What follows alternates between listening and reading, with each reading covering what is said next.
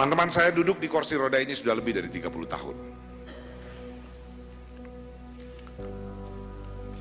Umur saya masih 17 tahun waktu itu. Ketika dokter kemudian memvonis saya punya kanker kelenjar getah bening yang tumbuh di tulang belakang saya. Kami bawa ke dokter, ke orang pinter, gak tahu lah berapa itu IQ-nya orang. Tapi ternyata Allah pengennya bikin saya gak bisa jalan. Jadi pada satu sore sesudah berbulan-bulan saya nggak sekolah, ibu saya manggil saya, "Nak, ayo kita sholat asar. Kamu jadi imam." Saya bilang sama ibu saya, "Ma, aku jalannya udah goyang ini." Lalu dia bilang, "Nggak apa-apa, ayolah jadilah imam." Jadilah saya imam sholat asar itu. Ketika saya ruku di rakaat kedua, saya jatuh. Dan itu adalah hari terakhir saya bisa berdiri. Saya bisa berjalan. Ketika kejadian itu terjadi, saya merasa dunia gelap. Saya marah pada Tuhan. Saya marah pada semua hal. Saya frustrasi luar biasa. Saya mengurung diri di kamar berhari-hari. Gak mau ketemu orang. Sehingga akhirnya ayah saya dobrak pintu kamar itu. Kemudian ayah saya buka jendela.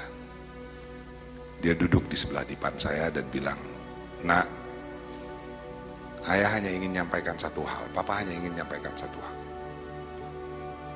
Hidup ini pilihan. Kalau kau memilih gak mau ngapa-ngapain, tidur aja di sini, ya gak apa-apa. Kami sebagai orang tua paling cuma bisa mendukungmu.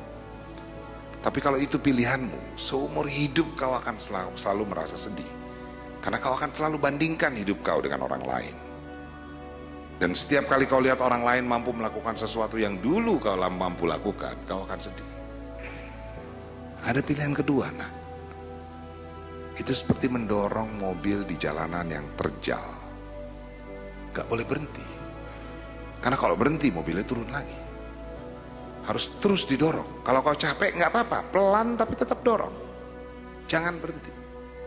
Dulu kau suka manjat tebing, nggak mungkin orang naik manjat tebing di kamar ini. Kau suka main teater, nggak cukup lapangan rumah kamar ini untuk orang main teater. Kau suka nangkap kupu-kupu, nggak masuk kupu-kupu itu banyak-banyak ke kamar ini untuk ditangkap. Sudah, habis itu beliau pergi ke kantor. 10 menit sesudah itu saya keluar dari kamar.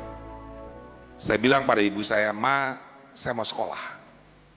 Tolong panggilkan taksi." Sejak hari itu saya dorong saya.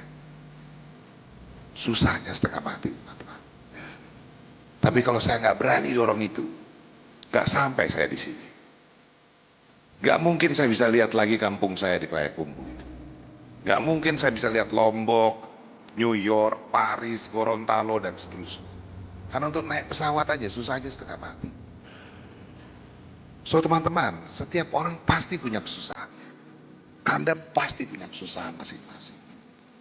Dan ada bagian kesusahan yang hanya dibuat oleh Allah untuk Anda sendiri.